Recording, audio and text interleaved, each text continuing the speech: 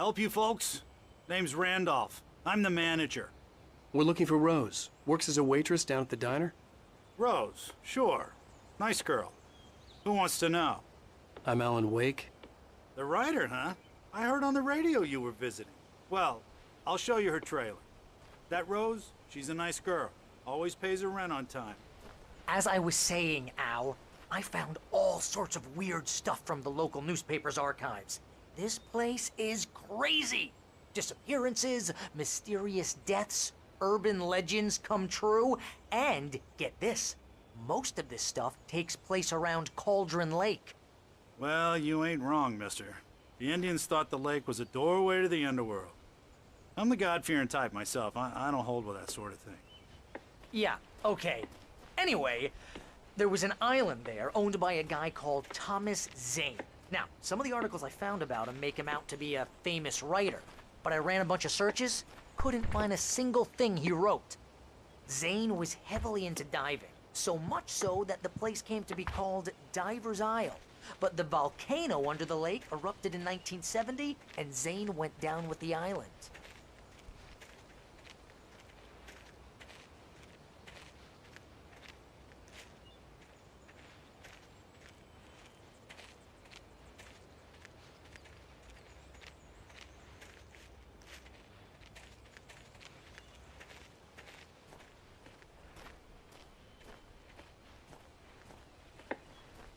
Come on, mister. I'll take you to Rose's trailer.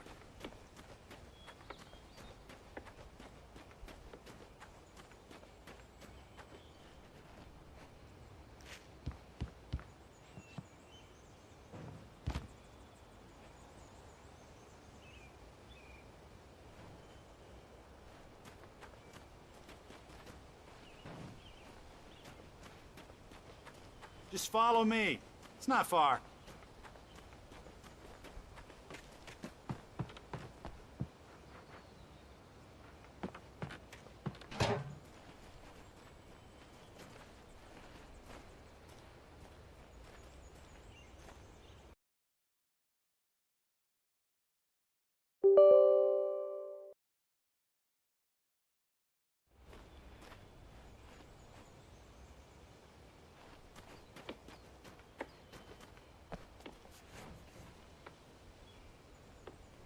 Listen, I got things to do. This place don't run itself.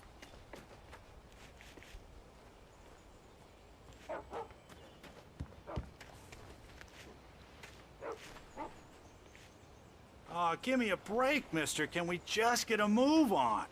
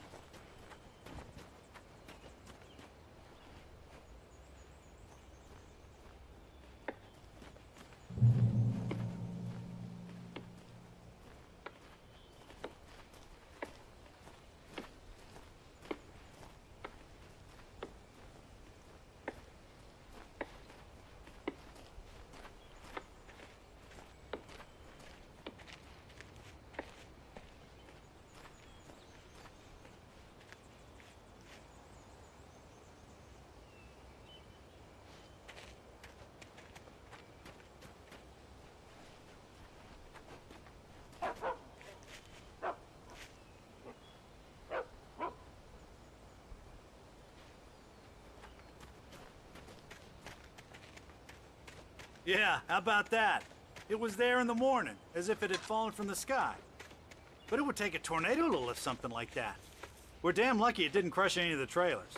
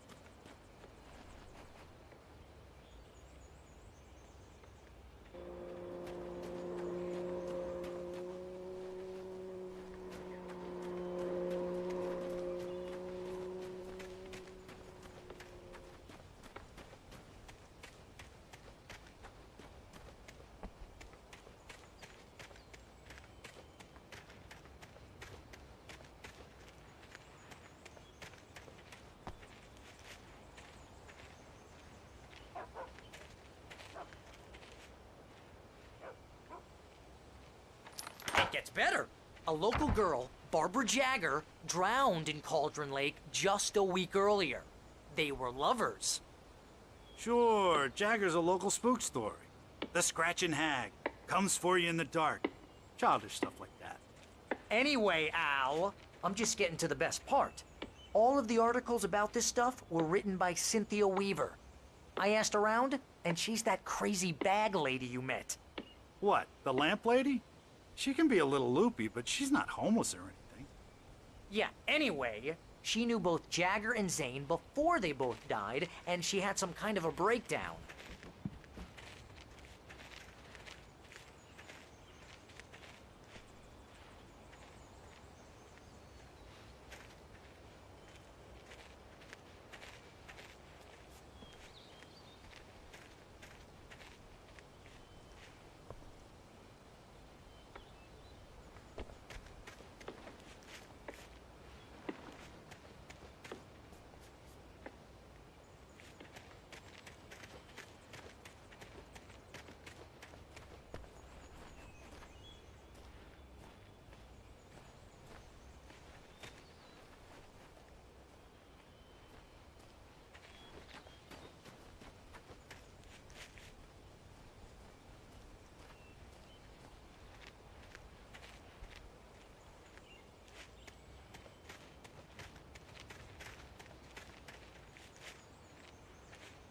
Well, mister, this here's Rose's trailer.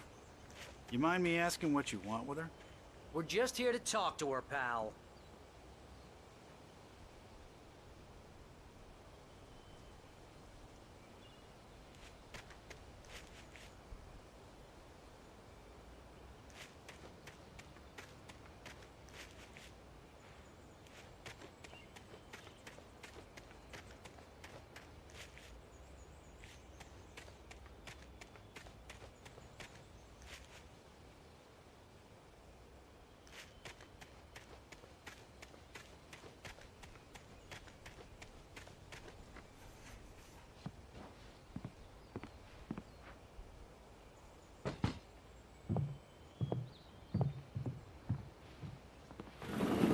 Welcome to...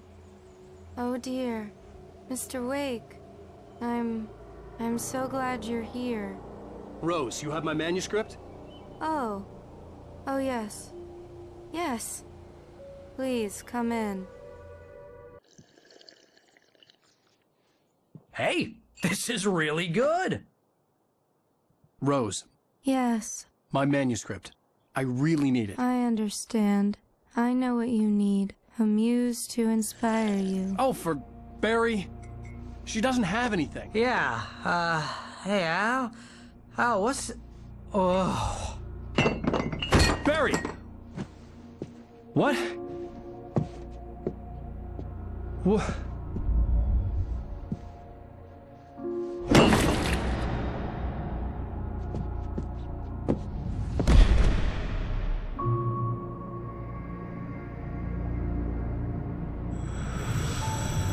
It's coming for you, hiding in my barber's skin. I'm too weak to stop it. You must turn the lights on. I promised I'd come visit you and your lovely wife. You must finish what you started. I insist. You must turn the lights on. Turn the light on. Back to work, boy.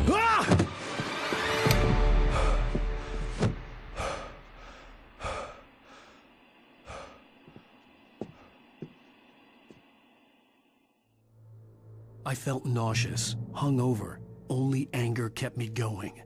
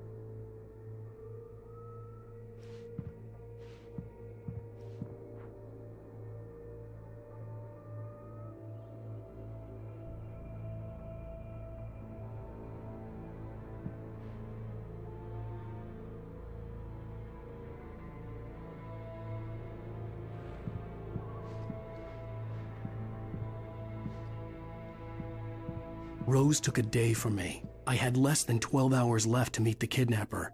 All I could do was get Barry into the car, work something out once I got on the road.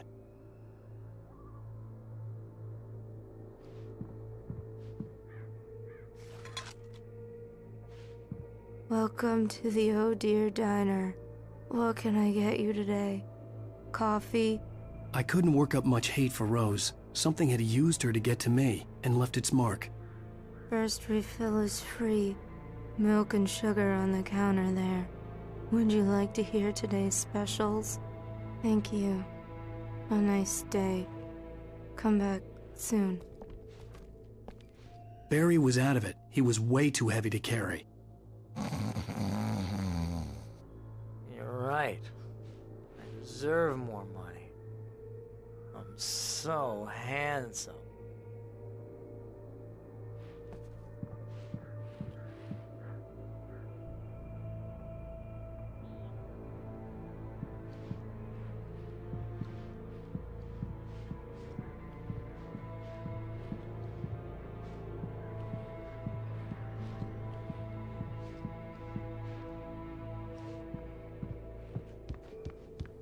My gun and flashlight were gone.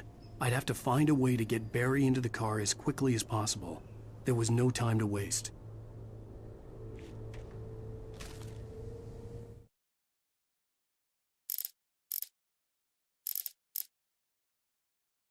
Mr. Randolph liked Rose. That little smile she had. How she was still sweet when life had tried so hard to make her bitter. It wasn't any of his business what she did in her trailer. But those strangers, the writer and his smart-ass sidekick, looked like trouble. And they'd been in there for hours, way past her normal bedtime. He reached for the phone and called the sheriff's station.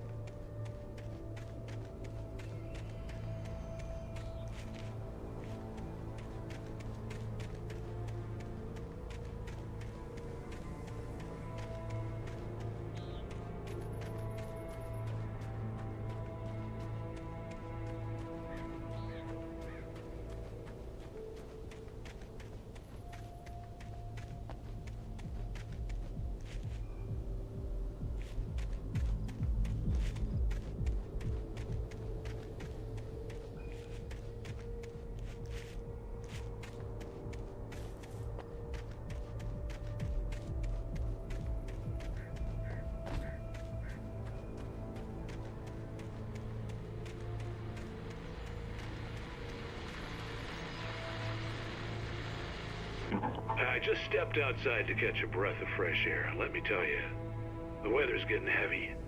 Nights like this make me especially glad I'm here talking to you and not home in bed. Once the weather takes a turn like this, I can't sleep at all. It's all tangled bed sheets and dark thoughts, punctuated by the occasional plunge into nightmare. Is it just me? Well, perhaps it is. But I hope I can make the night a little bit easier to get through. Caller, you're on KBF FM. Hey, Pat, it's Walt Snyder. What's on your mind, Walt? Well, I am the way you are, but, well, I can't sleep either, you know? I just been staring out the window here, trying to make sense of it all, but, I ain't been drinking either, you know, I just... Well, you sound like a man with a problem, Walt. I had argument with Danny, and, then I got in trouble with the law, and, I'm just, well... I heard something like that, Walt. Yeah, well, Danny's my best friend, and, they let me on bail today, and now I'm just alone here at the window, waiting. Man, and there's something in the air tonight, man. I was just outside looking up at the sky above our broadcast tower thinking the same thing. What are you waiting for, Walt? I don't know. Something's gonna happen. I think I better go. Well, Walt, maybe... No, thanks, Pat. Well, good luck to you, Walt. Hang in there. Let's take a little break, folks. This weather's really something else, huh? How can I be sure that you will walk away? Why'd you love deception? How can I be sure?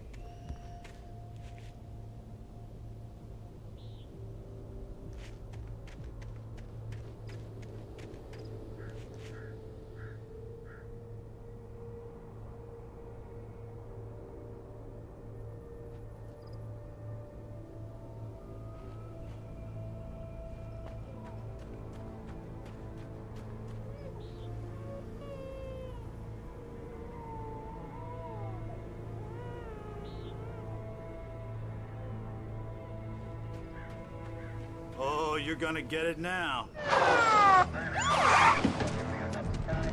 God knows what you've done to that poor girl. This is Agent Nightingale, FBI! Get him up, Hemingway! You're under arrest! You move a muscle, I'll unload right in your goddamn face! Stay right where you are, Spillane!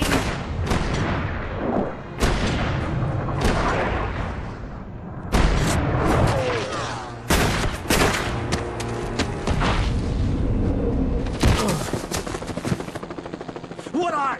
I'm standing right here, you goddamn maniac!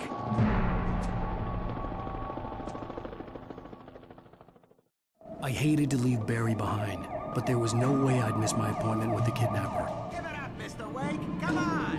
Get after him. Don't let him get away. Move it, move it, move it. I'll have your shot if you let him get away.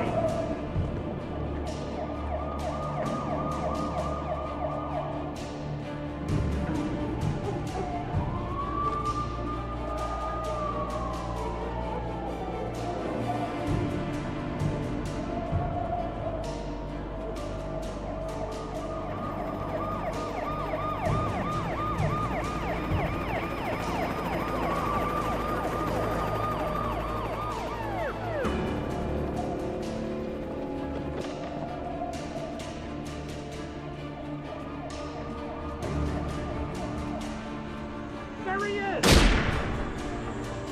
Freeze!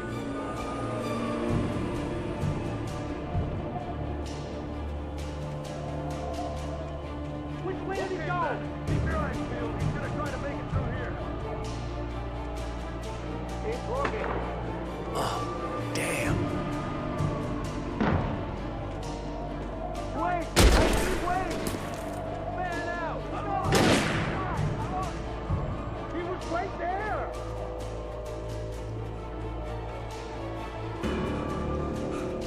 God damn it! Where did he go?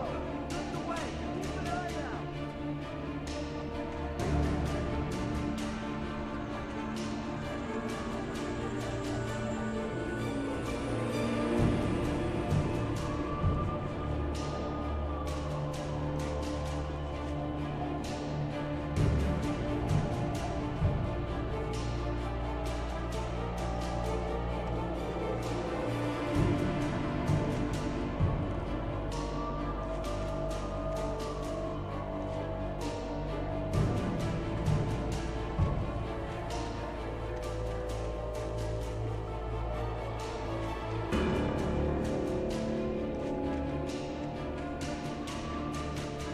He's gone! Come on, guys! We need to head him off! For decades, the darkness that wore Barbara Jagger's skin slept fitfully in the dark place that was its home and prison. It was hungry and in pain. It dreamed of its nights of glory when the poet's writing had called it from the depths and given it a brief, terrible taste of power and freedom.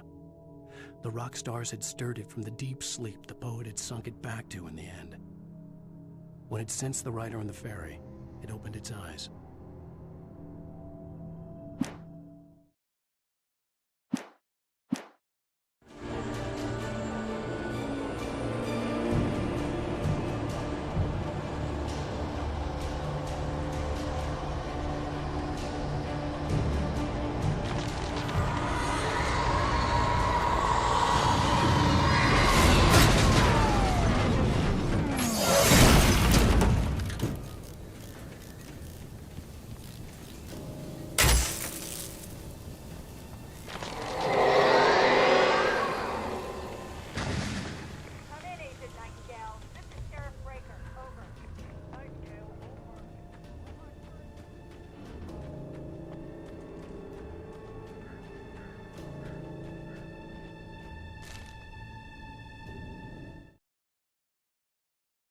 Rose didn't know how the strange old lady got in her trailer, and she looked wrong somehow. The woman showed her teeth in an approximation of a smile and traced a finger down Rose's cheek. "Pretty girl," she said. Rose felt as if she was falling asleep, but her knees didn't buckle. The crone spoke in a whisper, her words ice cold and dark in Rose's ear.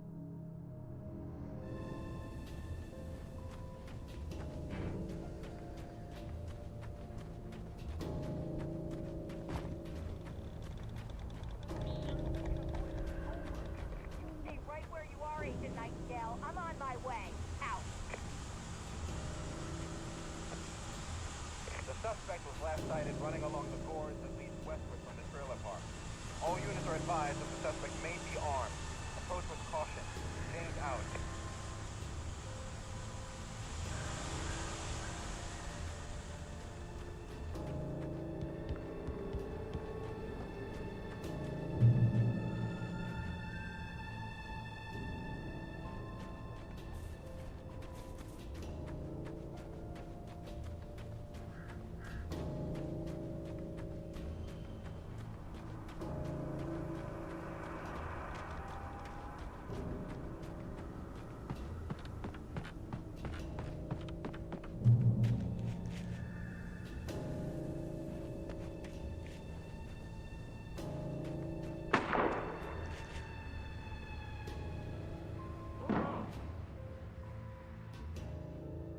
Search the area!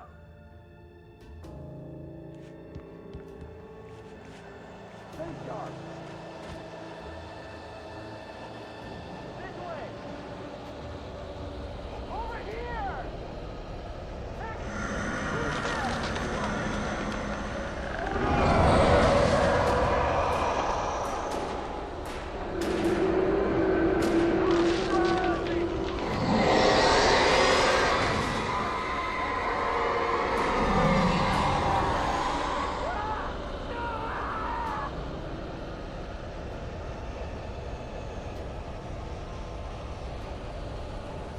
This horror was everywhere I went, circling me.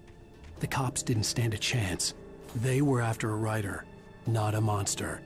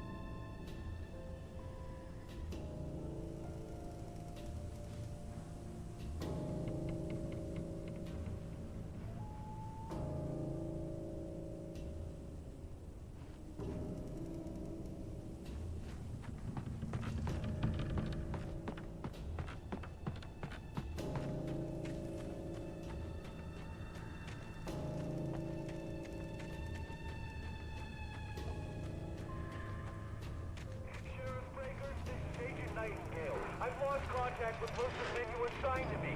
It's Wake's doing.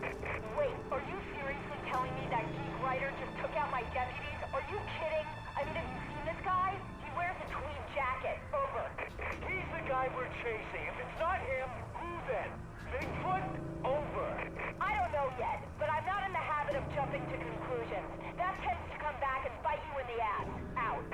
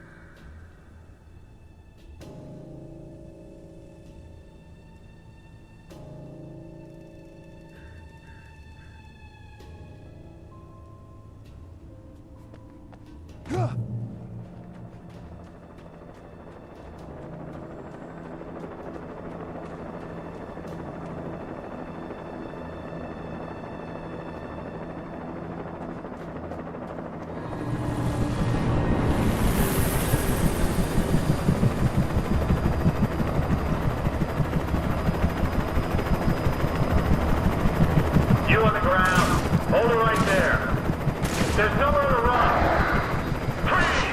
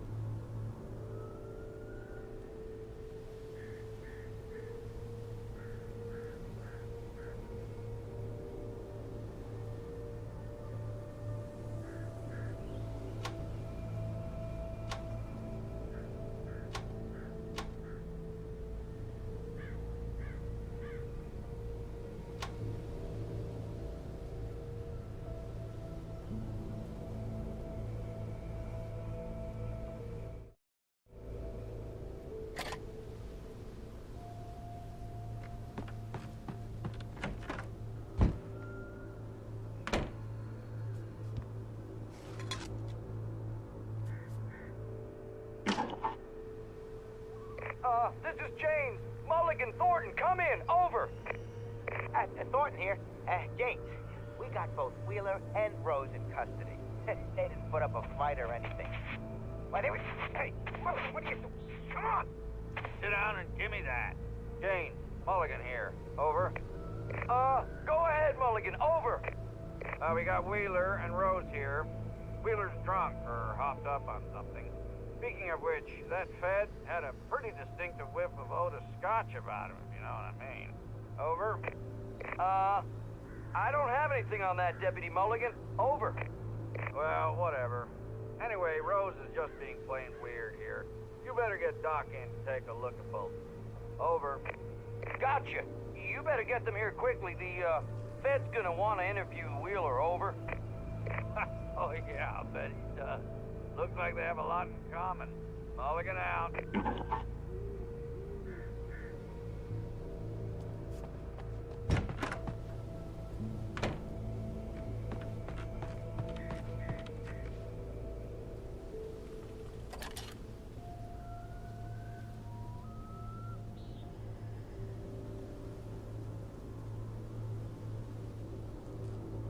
I could see the lights of the radio station in the distance.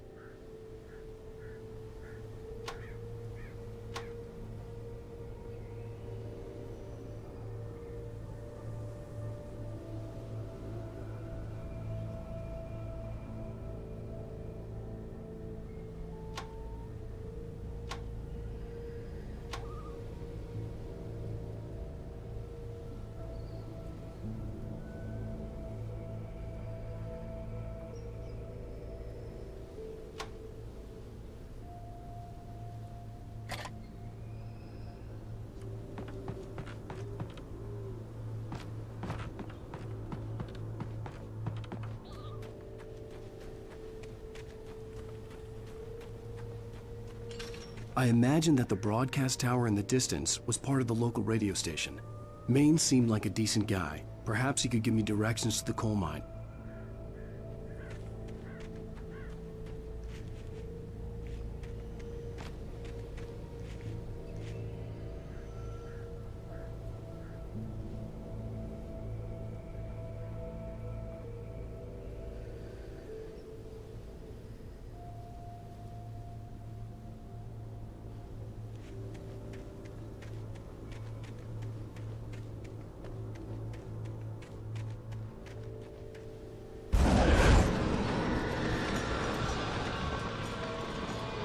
Unnatural shadows clung to the gate. The darkness that was after me was trying to stop me. I wouldn't get through without a light.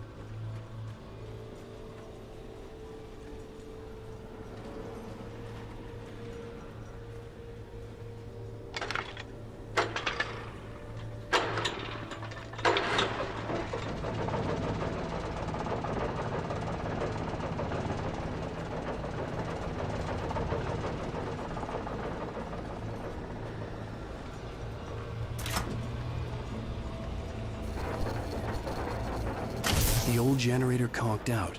I'd have to see if I could fix it and try again.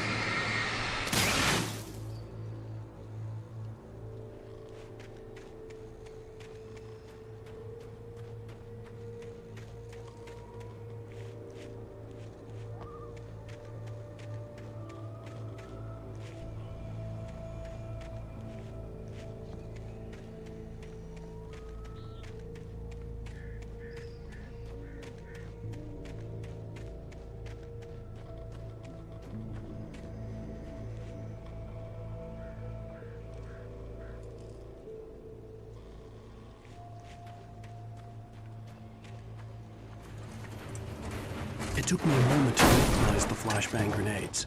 They were an ideal weapon for my situation. Team 1, come in. Over. Team 1, this is Sheriff Breaker. Report. Over.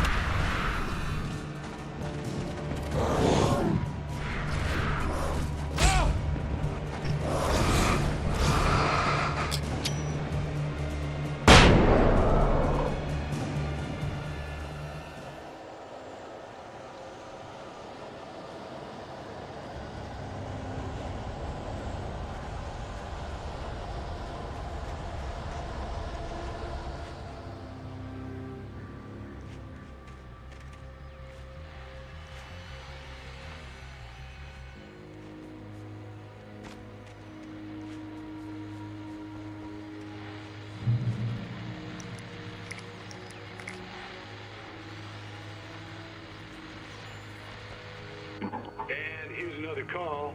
You're on KBFFM with Pat Maine. It's Milt Peabody, Pat. What's on your mind, Milt? Well, I live near the trailer park, Pat, and there's a big ruckus going on over there. Well, that's just up the road from me, too. What's going on, do you know? I don't know, but there's a bunch of police cars there, lots of sirens, a helicopter buzzing around, and I think I heard some gunshots. Gunshots? Yes, sir, like from a pistol. So can you find out what's going on? Because it's just next door and they're popping off guns there. They're still shooting? No, it was maybe 10, 15 minutes ago. It sounds serious, Pat. I'm telling you, it don't sound like no party. Well, I'm certainly going to give the station a call, Milt. Okay. You'll hear it here as soon as I hear from them. Okay, thanks.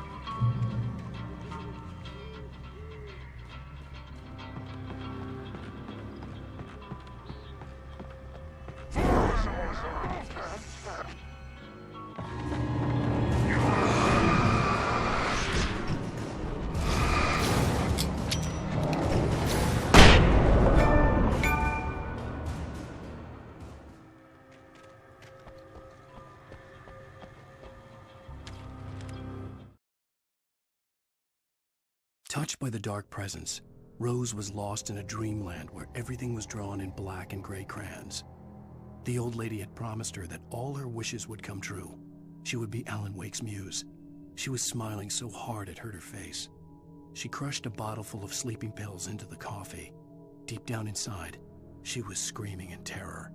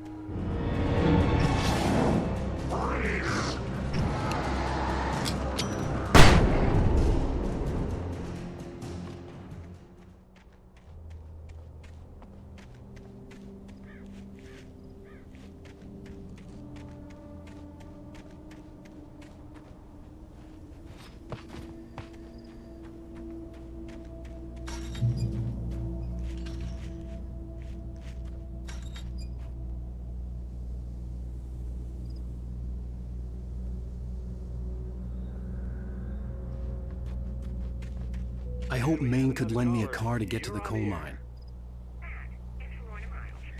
Oh, why, hello, Lorna. What do you have for us? Well, I just don't see why the cops bother with the trailer park. What do you mean? It's a trailer park. Of course you're going to have trouble in a place like that. I mean, what do you expect? The sheriff should be helping us normal citizens instead of wasting resources on those people. Well... Let the trash sort themselves out. I'm sorry, but my granddaddy settled in Bright Falls in 1911. Well, thank you very much for that, compassionate viewpoint, Lorna. How can I be sure that you will walk away? Why do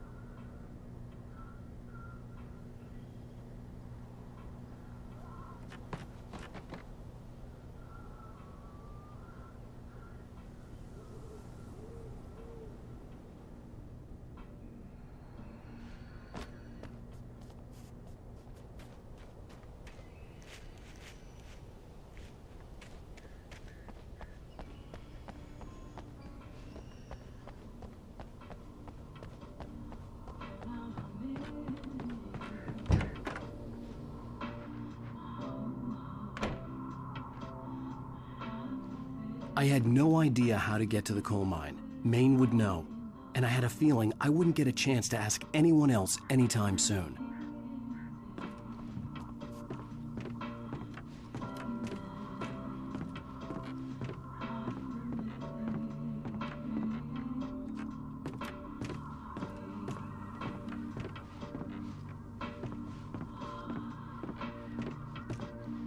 Oh, here's a little surprise. The famous writer Alan Wake just walked in. Folks, I'm going to see if I can talk him into an interview. Come on in, Mr. Wake. Oh, I'm so glad you could find the time to do this, Mr. Wake.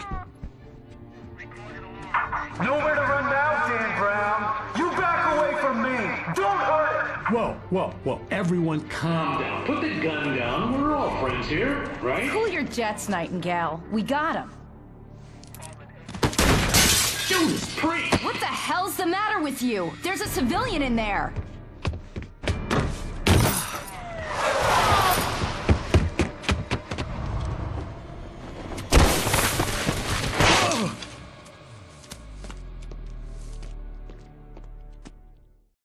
I'll get you yet, even if it kills me. You hear me?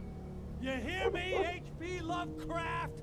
I had fallen off so many cliffs it was ridiculous. That's what you get for naming a book The Sudden Stop. It was probably good I hadn't had the chance to tell Maine where I was going. I'd have to lose the cops and find my own way to the mine.